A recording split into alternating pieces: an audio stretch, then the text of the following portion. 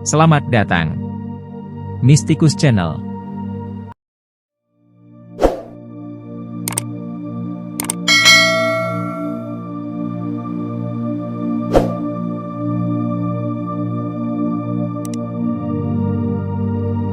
Nama asli Sunan Ampel. Sunan Ampel ketika di waktu kecilnya diberi nama Sayyid Muhammad Ali Rahmatullah. Sesudah pindah ke Jawa Timur diberi panggilan oleh masyarakat dengan panggilan Raden Rohmat atau Sunan Ampel. Lahir di tahun 1401 Masehi di Campa.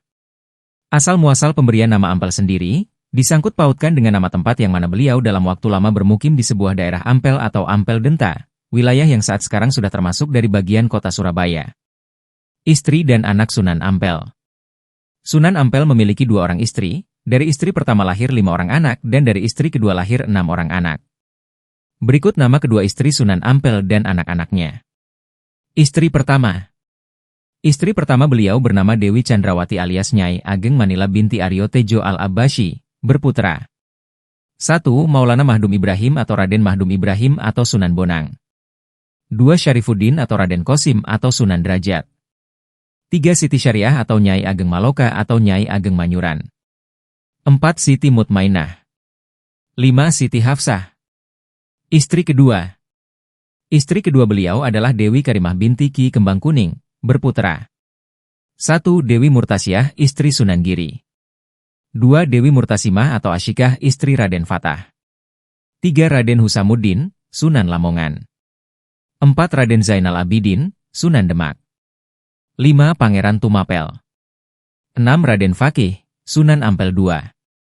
Perjalanan Sunan Ampel di Nusantara. Sunan Ampel datang ke Pulau Jawa pada tahun 1443 untuk menemui bibinya, Dwarawati. Dwarawati adalah seorang putri Campa yang menikah dengan Raja Majapahit yang bernama Prabu Kertawijaya. Sunan Ampel menikah dengan Nyai Ageng Manila, putri seorang adipati di Tuban yang bernama Arya Teja. Ia adalah putra tertua Maulana Ibrahim Asmorokondi. Menurut Babat Tanah Jawi dan Silsilah Sunan Kudus, di masa kecilnya ia dikenal dengan nama Raden Rahmat. Ia lahir di Campa pada 1401 Masehi. Nama Ampel sendiri diidentikan dengan nama tempat di mana ia lama bermukim. Di daerah Ampel atau Ampel Denta, wilayah yang kini menjadi bagian dari Surabaya.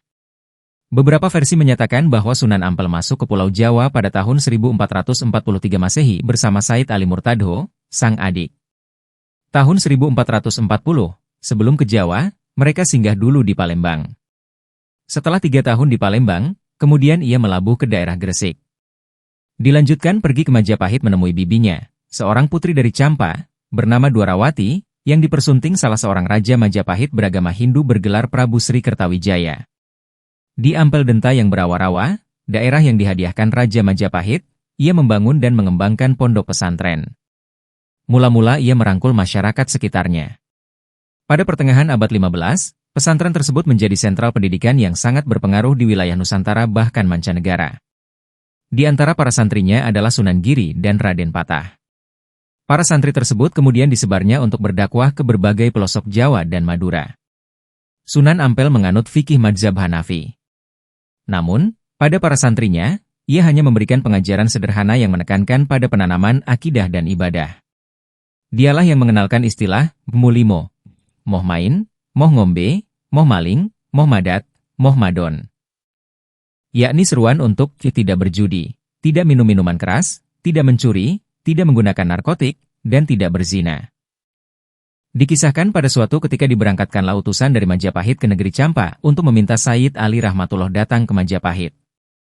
Kedatangan utusan tersebut disambut gembira oleh Raja Campa dan Raja Campa bersedia mengirim cucunya ke Majapahit untuk meluaskan pengalaman. Keberangkatan Sayyid Ali Rahmatullah ke Tanah Jawa tidak sendirian.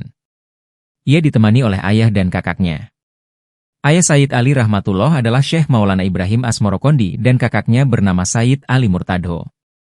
Diduga tidak langsung ke Majapahit melainkan terlebih dahulu ke Tuban. Di Tuban tepatnya di desa Gesiharjo. Syekh Maulana Ibrahim Asmorokondi jatuh sakit dan meninggal dunia. Beliau dimakamkan di desa tersebut yang masih termasuk Kecamatan Palang Kabupaten Tuban. Sayyid Murtadho kemudian meneruskan perjalanan beliau berdakwah keliling daerah Nusa Tenggara, Madura dan sampai ke Bima.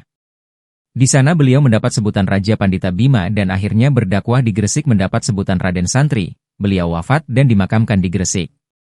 Sayyid Ali Rahmatullah meneruskan perjalanan ke Majapahit menghadap Prabu Brawijaya sesuai permintaan Ratu Dwarawati. Kapal layar yang ditumpanginya mendarat di Pelabuhan Canggu. Kedatangannya disambut dengan sukacita oleh Prabu Brawijaya. Ratu Dwarawati bibinya sendiri memeluknya erat-erat seolah-olah sedang memeluk kakak perempuannya yang di negeri Campa. Karena wajah Sayyid Ali Rahmatullah memang sangat mirip dengan kakak perempuannya. Nanda Rahmatullah, bersediakah engkau memberikan pelajaran atau mendidik kaum bangsawan dan rakyat Majapahit agar mempunyai budi pekerti mulia? Tanya sang Prabu kepada Sayyid Ali Rahmatullah setelah beristirahat melepas lelah. Dengan sikapnya yang sopan santun tutur kata yang halus, Sayyid Ali Rahmatullah menjawab. Dengan senang hati Gusti Prabu, saya akan berusaha sekuat-kuatnya untuk mencurahkan kemampuan saya mendidik mereka. Bagus, sahut sang Prabu. Bila demikian kau akan kuberi hadiah sebidang tanah berikut bangunannya di Surabaya. Di sanalah kau akan mendidik para bangsawan dan pangeran Majapahit agar berbudi pekerti mulia. Terima kasih saya haturkan Gusti Prabu, jawab Sayyid Ali Rahmatullah. Disebutkan dalam literatur bahwa selanjutnya Sayyid Ali Rahmatullah menetap beberapa hari di Istana Majapahit. Selanjutnya beliau lebih dikenal dengan sebutan Raden Rohmat. Ampel Denta. Selanjutnya pada hari yang telah ditentukan berangkatlah rombongan Raden Rohmat ke sebuah daerah di Surabaya yang kemudian disebut dengan Ampel Denta. Rombongan itu melalui desa Krian, Wonokromo terus memasuki Kembang Kuning. Selama dalam perjalanan beliau juga berdakwah kepada penduduk setempat yang dilaluinya. Dakwah yang pertama kali dilakukannya cukup unik. Beliau membuat kerajinan berbentuk kipas yang terbuat dari akar tumbuh-tumbuhan tertentu dan anyaman rotan. Kipas-kipas ini dibagikan kepada penduduk setempat secara gratis. Para penduduk hanya cukup menukarkannya dengan kalimat syahadat. Penduduk yang menerima kipas itu merasa sangat senang. Terlebih setelah mereka mengetahui kipas itu bukan sembarang kipas akar yang dianyam bersama rotan itu ternyata berdaya penyembuh bagi mereka yang terkena penyakit batuk dan demam. Dengan cara itu semakin banyak orang yang berdatangan kepada Raden Rohmat. Pada saat demikianlah ia memperkenalkan keindahan agama Islam sesuai tingkat pemahaman mereka. Cara itu terus dilakukan sehingga rombongan memasuki desa Kembang Kuning. Pada saat itu kawasan desa Kembang Kuning belum seluas sekarang ini. Di sana-sini masih banyak hutan dan digenangi air atau rawa-rawa. Dengan karomahnya Raden Rohmat bersama rombongan membuka hutan dan mendirikan tempat sembahyang sederhana atau langgar. Tempat sembahyang itu sekarang dirubah menjadi masjid yang cukup besar dan bagus dinamakan sesuai dengan nama Raden Rohmat yaitu Masjid Rohmat Kembang Kuning. Di tempat itu pula Raden Rohmat bertemu dan berkenalan dengan dua tokoh masyarakat yaitu Ki Wiryo Sarojo dan Ki Bangkuning. Kedua tokoh masyarakat itu bersama keluarganya masuk Islam dan menjadi pengikut Raden Rohmat. Dengan adanya kedua tokoh masyarakat itu maka semakin mudah bagi Raden Rohmat untuk mengadakan pendekatan kepada masyarakat sekitarnya. Terutama kepada masyarakat yang masih memegang teguh adat kepercayaan lama. Beliau tidak langsung melarang mereka, melainkan memberikan pengertian sedikit demi sedikit tentang pentingnya ajaran ketauhidan. Jika mereka sudah mengenal tauhid atau keimanan kepada Tuhan pencipta alam, maka secara otomatis mereka akan meninggalkan sendiri kepercayaan lama yang bertentangan dengan ajaran Islam.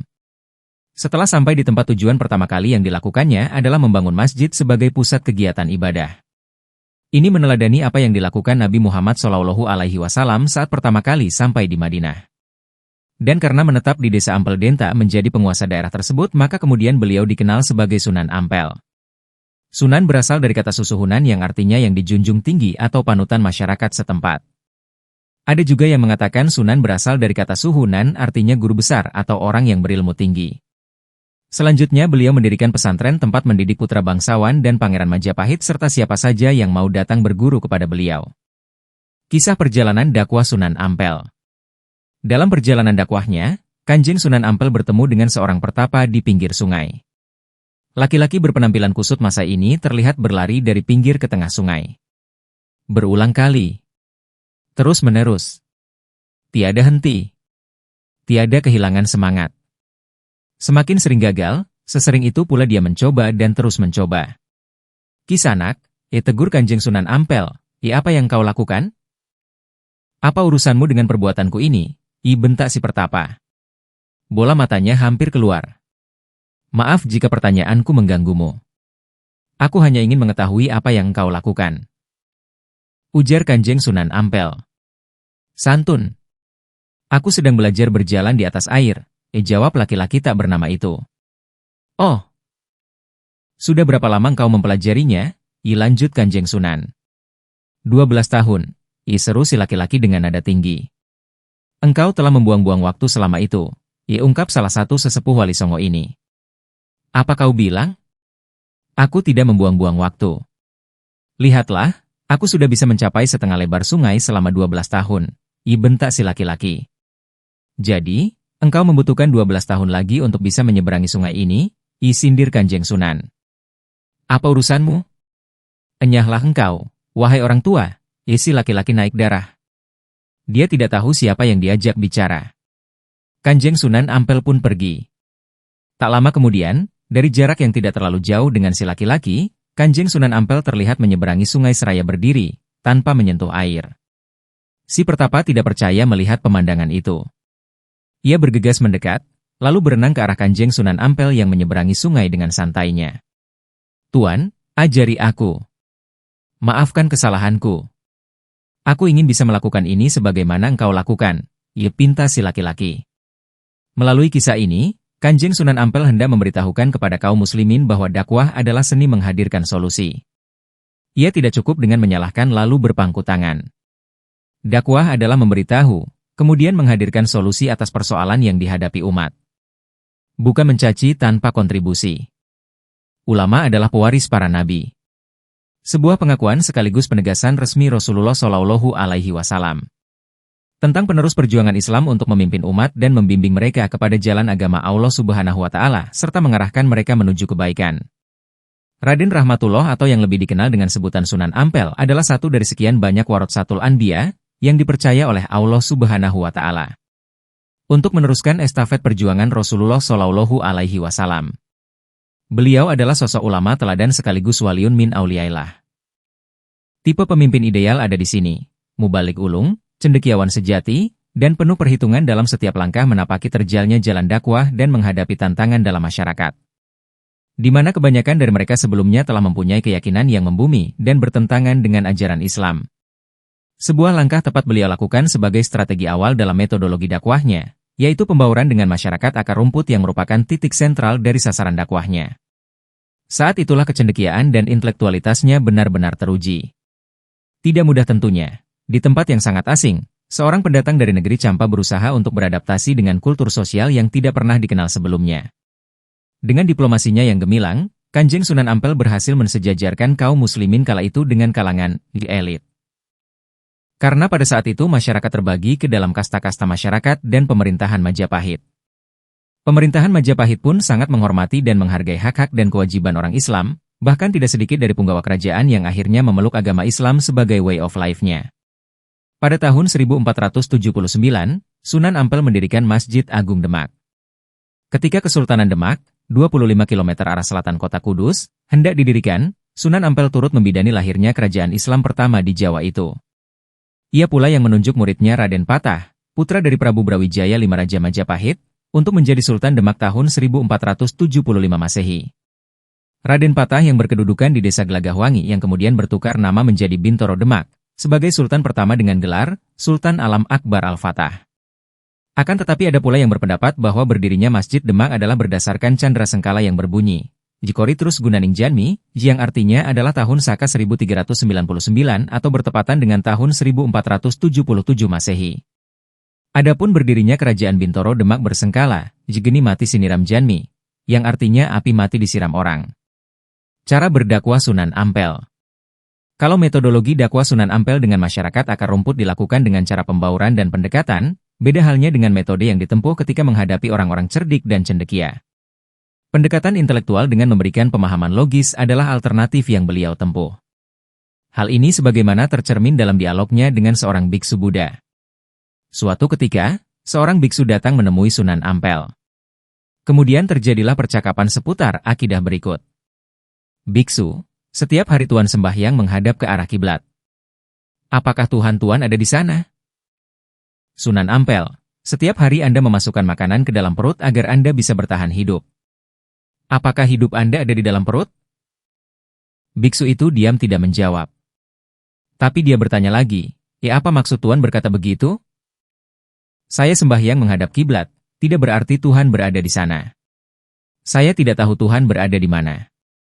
Sebab, kalau manusia dapat mengetahui keberadaan Tuhannya, lantas apa bedanya manusia dengan Tuhan? Kalau demikian buat apa saya sembahyang? Cerita berakhir. Dan si biksu kemudian masuk Islam karena ia gamang akan kemurnian ajaran agamanya. Satu ending yang sangat memuaskan.